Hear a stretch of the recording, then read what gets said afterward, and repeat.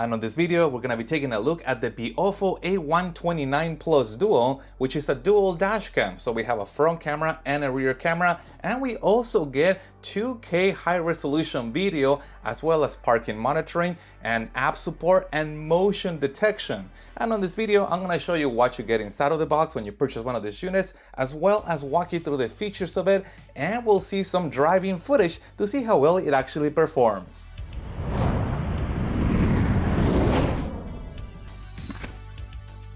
And as always, I have placed a link in the description down below to this dashcam in case you want to get one for yourself. And starting at the front, this dashcam is equipped with a 2-inch color high-resolution screen, and we also have 5 buttons on the bottom. And on the right hand side of the dashcam, we have a mini USB port for power, and then we also get an AV out in the form of a 3.5mm jack, which would allow us to play back the videos on our TV using a special adapter. And we have the input for the rear camera.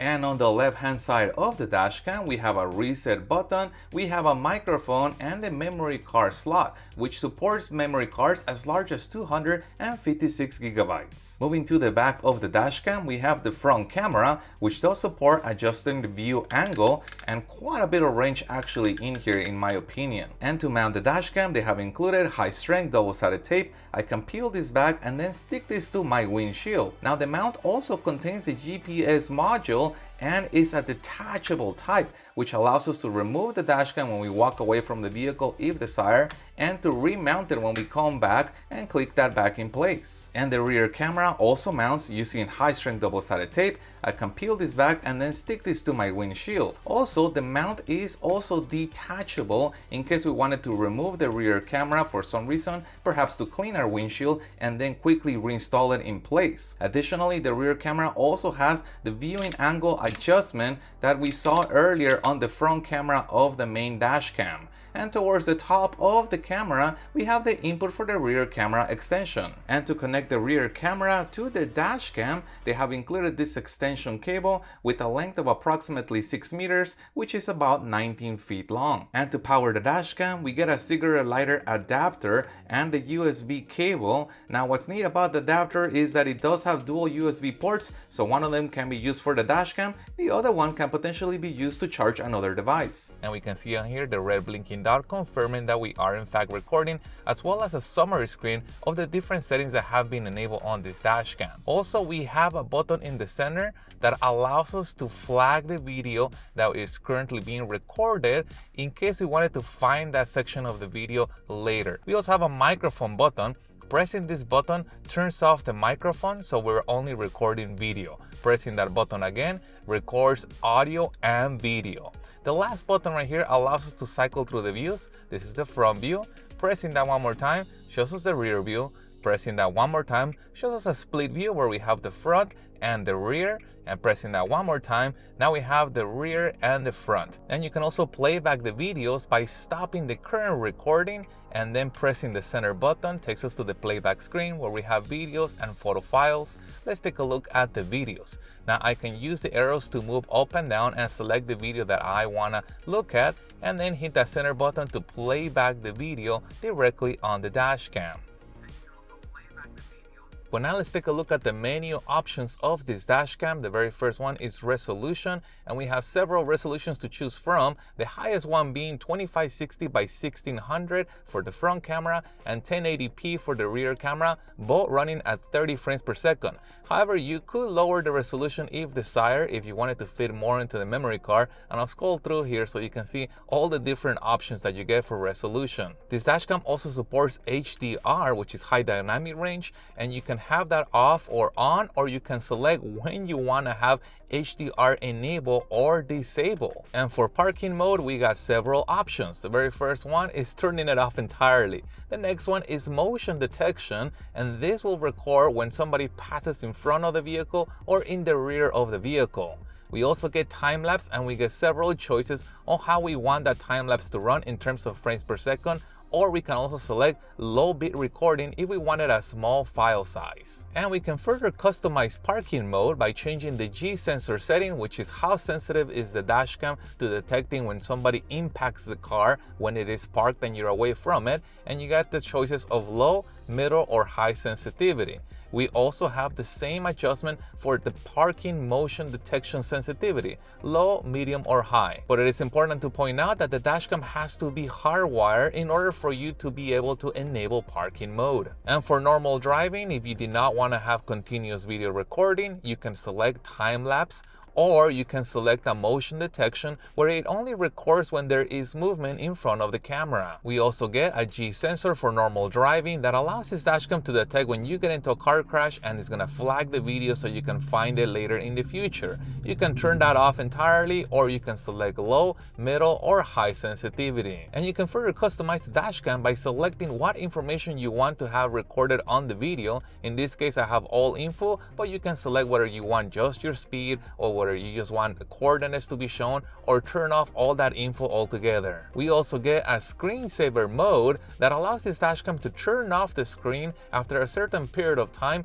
but continue recording. And we can also adjust the time zone and the languages, and there are several to choose from. I'll scroll through here so you can see all the languages that are built in, quite a bit. And you can also choose to rotate the image or mirror the image in case you wanted to flip the image either vertically or horizontally. And now that we've seen the menu options for this dashcam, let's move over to the app so we can see the rest of its features. And I have downloaded the VIOFO app, which is available for Apple and Android devices, and I'll go ahead and connect to the dashcam so we can see all of these features. The very first thing you'll notice is that we have a live view of the front camera. However, we can also switch to the rear camera and we have a live view of that as well. And if you wanted to see the image on a larger version, the app does support full screen mode, so you can see this in more detail. And you can also play back the videos that the dashcam has previously recorded using the icon on the left. And as you can see, they have been sorted out into 3 different folders: all video files of potential car crashes, and video files that happened when the car was parked. And you can play those videos back directly on the app, or you can download them for safekeeping or erase them. And you can also change the settings of the dashcam by using the icon on the right and adjusting those settings as desired. As you can see, all the settings that I showed you earlier are on here, which is kind of convenient if you wanted to adjust it via the app as opposed to on the dashcam. But now let's see some driving footage and the audio test to see how well this dashcam actually performs. This is an audio test of the VIOFO A129 Plus Dual, and I am in the driver's side seat. This is an audio test of the VIOFO A129 Plus Dual, and I am standing outside the driver's side door.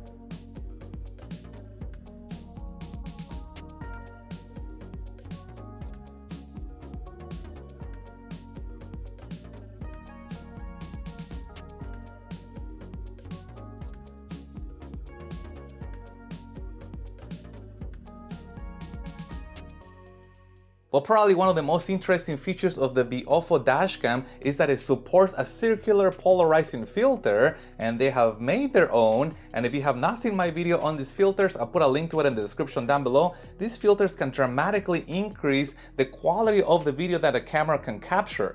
But what's really crazy, and I never seen this before, they have also made the rear camera capable of supporting their polarizing filter, so you can attach this to both the rear and also another one to the front camera to increase the quality of the video for both cameras, which I think is a great idea. So remember, I'll put a link in the description down below to this dashcam in case you want to get one, and I'm also gonna put links down there to my dashcam installation videos and my hardwire videos in case you want to check those out. If you guys have any other questions regarding the VIOFO A129 Plus Duo, please put that in the comments down below. If you found any part of this video helpful, hit the thumbs up button to support the channel, and stay tuned as I have a lot more dashcam reviews coming up. Thank you guys for watching, and as always, I'll see you on the next one.